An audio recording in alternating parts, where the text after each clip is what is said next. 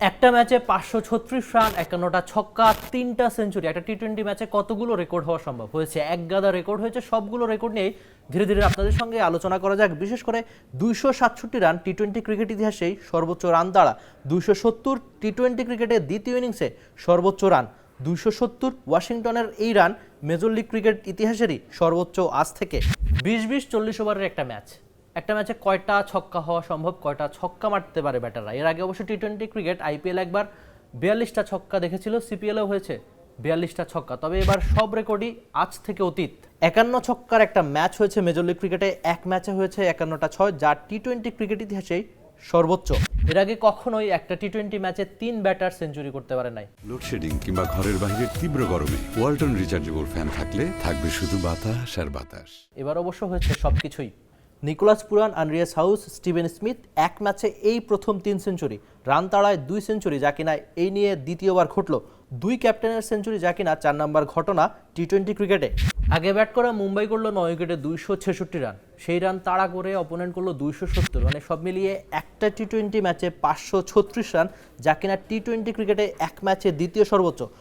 অবশ্য 549 রান বেঙ্গালুরু আর হায়দ্রাবাদ 2024-এর আইপিএলে ঘটেছিল। যা সিলেটে বিপিএলের একটা ম্যাচ হয়তো আপনাদের মনে থাকার কথা, যেখানে তানজিদ তামিম আর লিটন দাস দুজনই সেঞ্চুরি করেছিলেন, ঝড়ো ব্যাটিং করেছিলেন, যেটা বিপিএল ইতিহাসেরই সবচেয়ে বেশি রানের জুটি ছিল। তারা 241 রান করেছিলেন ওপেনিংয়ে নেমে, দুজনই সেঞ্চুরি করেছিলেন এবং দুজনের ব্যাটে ঝড়ো ইনিংস যাকে বলে সেই কাজটাই করেছিলেন। এবার তাদের ঘটনায় স্মরণ হলো মেজর লিগ ক্রিকেটে। স্মিথ হাউস জুটিতে রেকর্ড 241 রান, টি-20 ক্রিকেট জুটিতে দ্বিতীয় সর্বোচ্চ। এর আগে বিপিএলেও লিটন তানজিদ যা করেছিলেন।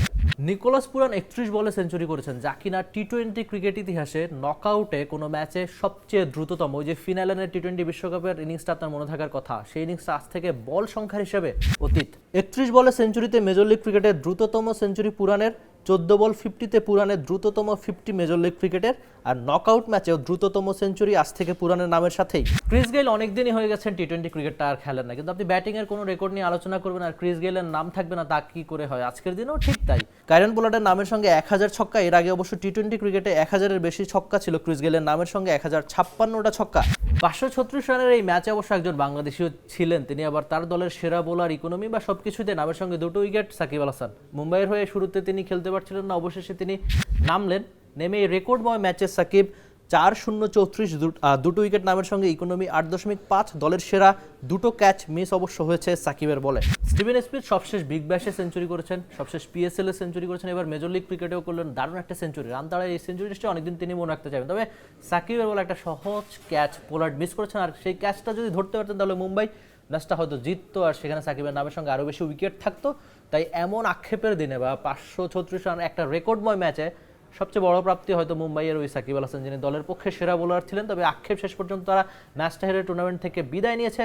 তবে এই রেকর্ডময় ম্যাচে মুম্বাইয়ের প্রাপ্তি নিশ্চয়ই Shakib Al হাসানই। For more updates, subscribe to our YouTube channel and click on the bell icon. Follow us on Facebook and Instagram. Download T-Sports app to enjoy exciting games and highlights. Visit tsports.com.